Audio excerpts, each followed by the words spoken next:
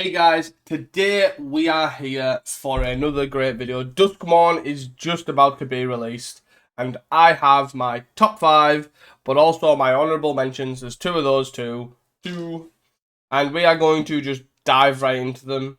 So, I just want to make a short video on obviously all these cards. I do think these will see play in some respect, maybe not the honourable mentions. So my first one is Murky Sewer, which is also to do with the entire land cycle. And that entire land cycle is basically, I think they're being dubbed the unlucky lands, I've seen them being called. And this is a dual land that enters tapped unless the A player has 13 or less life. The reason why I think they could potentially see play, these are the first dual coloured lands that enter untapped in Pauper. But they do have a significant restriction on them. So they can be either in a control deck when they are against a beatdown deck, like a Kuldotha or something. Your tap lands and untapped a lot quicker, which obviously is great. The other use for them is if you are an aggro deck, like say Mono Red or Boros, if they get to 13 or less life because you are an aggressive deck, your land's now in untap, which obviously in an aggro deck is huge. Other than that, I do think there may be, maybe not now, but eventually, some sort of window where you could actually utilize sacrifice things to pay life costs to enter lands enter untapped, i.e. like Cycle Storm, uses Street Wraith. Some of them run Rowan's Grim Search. They lose 2, and once you've cast 3 or 4 of those, that's pretty easy to obviously just these enter untapped. I don't think it's quite there yet. You don't have enough life costing effects to get that out, but it's not far off, and definitely something to keep in mind. Obviously, you have Phyrexia Mana too, as well, which could potentially help with that. So these are more honourable mentions because I don't know where exactly they'll fit. They could fit in like Boros aggro as like a 2 of, because you might as well use like the Outlaw Thunder Junction lands and all that sort of good stuff, or bridges to like sort of trigger Galv Blast and stuff like that. But then these could be instead of like Boros Garrison or whatever, because they could enter untapped, which I think is pretty big. The second honourable mention is Trapped in the Screen. And basically this is just an O-ring with better effect. It doesn't have the O-ring word, so you can't like Journey to Nowhere Flicker and all that sort of stuff. But it does have Ward. And Ward is useful because there's a lot of Thraben charms around, so it's a lot harder for them to activate it, like to be able to kill it, which is very useful. But also, the main thing for me is the fact that this specifies what it can take, and it is not non-land.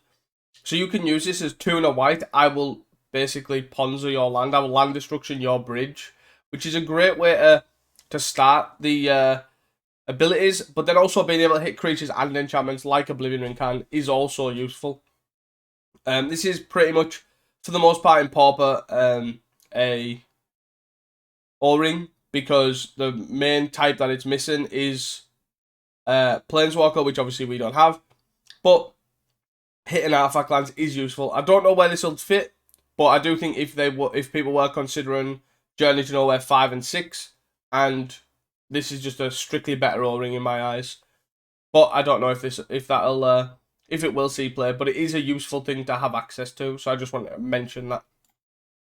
Number 5 is an interesting one that I haven't seen people mention, but it is the first one of our rooms, and that is the Glassworks Shattered Yard room. So most of these, for the most part, generally are overcosted. They are overcosted for every effect, I would say, that I've seen.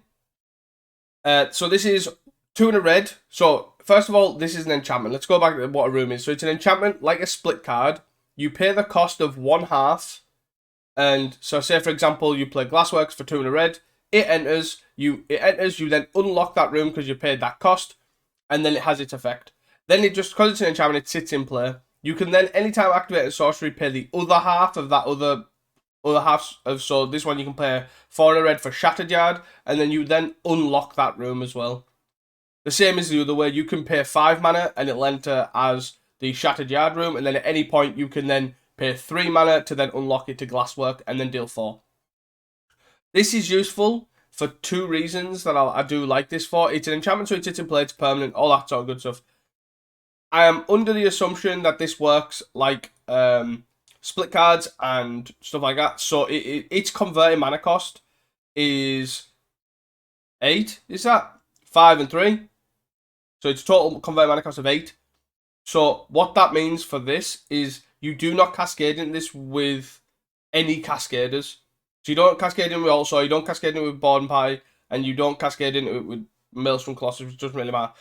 But so my biggest thing with Ponza or Red Green Ramp is that they can't play removal spells like Scred or what have you, because you just keep cascading in them and they're very bad hits. But you do want them in your deck because you want removal. But it's very rare you want a cascade into removal. So this card being it as a kill spell for 3 mana as well, which also works for number wise. You can obviously just Utopia Sprawl into this. So that seems pretty good. But then also the second half of the room isn't the worst. If you're against a controller, just having this sit on board with a board stall, you just deal 1 damage to them, pinging them like Curse of the Pierce Heart is still fine. So that's why I think this might see play. But it also might not based on the next card as well. But I do like the fact that basically you can't cascade into this, and that is a big plus for me. And definitely something I'll be trying out as a sort of like slow ball win con, but also removal. That kill's very relevant. 4 is also very relevant. It just doesn't hit that terror slot, but it does hit Mirror Enforcer and below, which is quite nice. Moving on to number 4, and that is Monstrous Emergence. Again, another card that I'm thinking for sort of Ponza effects, almost. So, the big thing also is sometimes when you are going into removal, that like something like Ram Through, which is also sort of flitted in and out, or Scred, but it's obviously not great because you don't actually have that many lands in play. That you can't deal the damage and kill the creature because your Cascader is on the stack when the removal spell resolves, so you can't Ram Through, so that never works. But this being able to reveal a creature from your hand, which most of the time if you've got a creature in your hand, it's because you don't have enough mana, like an Altar, and then dealing 6-2 something is a great way of doing it. So I could see this also seeing play in like these red-green ramp decks. However, there is the cost of a lot of your cards grow. So like Writhing Chrysalis grows, or are small, like Arbor Elf, Repurposer, etc. So you have only got Avenging Hunter, Board and Party, and Altar. So there is windows where basically this can't really hit very much. But I do think this card could see play in that red green ramp deck as removal in the sideboard, just when you need to deal with problematic permanents. But being a sorcery again is also an issue. But again, revealing a creature card from your hand is a great buff to sort of them ram through effects, so that you don't actually have to fight anything. And you don't have to have it in play, which is also a great way of just dealing with annoying cards like Murmur Mystic or Terror, etc. And that's probably okay. I think this is to me, this is probably much better than say the likes of Scred or Lightning Bolt, just because it deals with much bigger permanents or much bigger creatures, while also having no real downside that Scred has of basically you've only got 2 lands, which is a very real cost for the red-green ramp deck. Number 3 is my honorary number 1, because this is more for my style of decks, and I think this is a great card that just secretly is gone under the radar, and that is Meatlocker. Meatlocker / Drowned Diner. This is another room card, which again is overcosted in every single way. It is 2 and a blue, but you play it, you unlock a door, and you put 2 stun counters on something. So, this card, as we've seen with Mono Blue Fairies Resurgence, the tapping of creatures like Writhing Chrysalis, or whatever after that, but Writhing Chrysalis is the main one, that stun counters and tapping things are important, sometimes just as important as removal, but a deck that can also utilize the fact that they are stun counters is Proliferation, like Poison Storm. So in Poison Storm specifically, I think this card is great. You pay 2 and a blue for a removal spell that sits in play, and you can put 2 stun counters on something, and that is it's stunned. So they would untap, it removes their counter, it still has 1 counter on it, which is important, and then it can't attack. It's tapped. So it's out the way. It's almost removed. But then you also have a 5 mana draw 3 that is effectively uncounterable, because if you go into your main phase, pay 5, your door is already unlocked. So therefore you get that effect even if they then kill it. So they can't counter it, which is great. And it's a deck like Poison Storm that wants to utilize as many 5 mana draw 3s because all its lands tap for 2. So that is a great thing. But then also the deck wins by putting a poison counter on your opponent and then proliferating it to 10. So if people have played serrated arrows in the past, which is a great way to. They've also tried the new gift a tapped fish one that draws 3 and you put a stun counter on something, or tap it or something. And this having 2 stun counters is really important because you now don't need to stun something plus proliferate in the same turn, which is a really good thing that you can just play this past the turn, then set up for a Vivisurgeon's Insight or even Drown Diner, all that sort of stuff. This card actually seems really, really good in Poison Storm specifically, and I'm really excited to try this in Poison Storm. You also gain a lot of other uses for it too. It is a permanent in play, which gives abusability in some sort of sense. I don't know if I would go that far and just expect that it's like you could bounce it, you could flicker it, you could do all sorts of that sort of stuff. But I do think that the card is pretty strong. I do think the more 5 mana draw 3s Poison Storm has, the better. And even better that this has removal tagged onto it as well. It's a really great thing to utilize. And all that deck wants to do is survive. And if I was looking at this of decks I would play, this is my number 1. Because I think this card is definitely in my wheelhouse and definitely something I will play. And I'm really excited to play this card. Number 2 is probably a bit more obvious. We have Grab the Prize, which is a 2 mana sorcery. You can discard a card and draw 2 cards. So we've seen this effect a lot, especially coming into red. But it says, if the discarded card wasn't a land card, deal 2 damage to each opponent. So, in Madness specifically, when you've got Highway Robbery, Demand Dancers, discarding a card and dealing a free 2 damage is great. But it's even better when it's a Kitchen Imp plus also a Fiery Temper or a Arms of the Vein. That's 2 mana 5 damage for, well, not 2 mana 5 damage, but it's 3 mana 5 damage, which is actually quite a lot, and you get cards out of it. It's not card disadvantage, it's card advantage. And being a sorcery is pretty much, like, not ideal, like Demand Dancers is an instant, but this card seems great for that.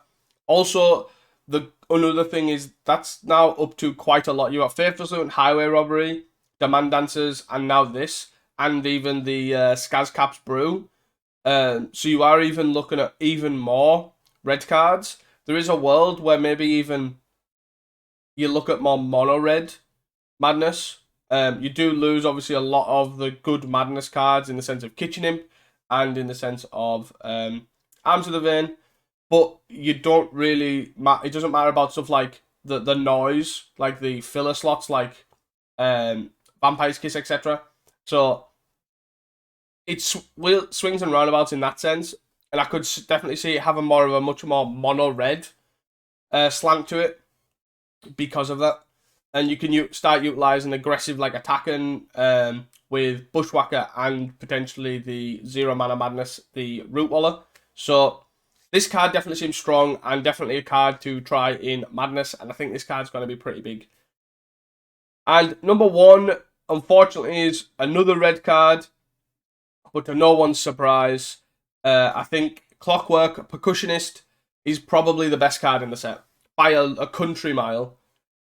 So this card is a 1 mana 1/1 with haste, artifact creature monkey toy. That when it dies, exile top card of your library, and you will play that card until the end of your next turn. So this card is huge in a lot of ways. And this is for Kuldotha, if that is not obvious. It's a 1 mana 1/1 with haste. So I feel like we're already talking Lackey, Reckless Lackey slot, which is sort of a filler slot anyways. And this card is better than Lackey for me in every sense. You don't need to keep the 3 mana up. You already have the artifact tag. Its creature types aren't relevant because it's not a goblin. But I do think this card does a lot more than what people think. So a Raging Goblin that's an artifact is also great. So it helps with Garth Blast. It helps having artifacts for Kuldotha. Again, another great thing. It most likely deals 1 damage when coming in anyways, which then is sort of like implement territory. But finally, the thing is, you can literally just attack with this all the time. Even if it's going to die, you can attack with this pretty much all the time. Like, it's a 1 mana 1/1 that you turn sideways all the time. You get a card out of it. And even if you are tapped out, you get a card and you can play it next turn. Because it's until your next turn.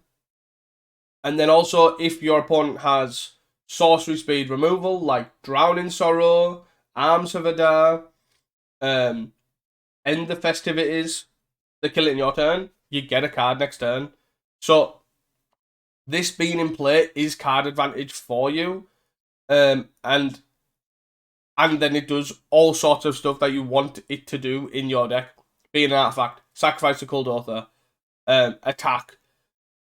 It's endless. This card will probably replace either the flex slots in my eyes, like the 2 lackeys and a fire blast, or 2 lackeys, 2 goblin grenades, or whatever. Because realistically, you shouldn't be playing lackeys anyways. That card is bad.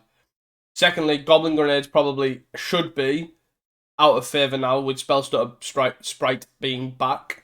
And then thirdly, this can easily replace Implement, which is the next weakest card, I would say.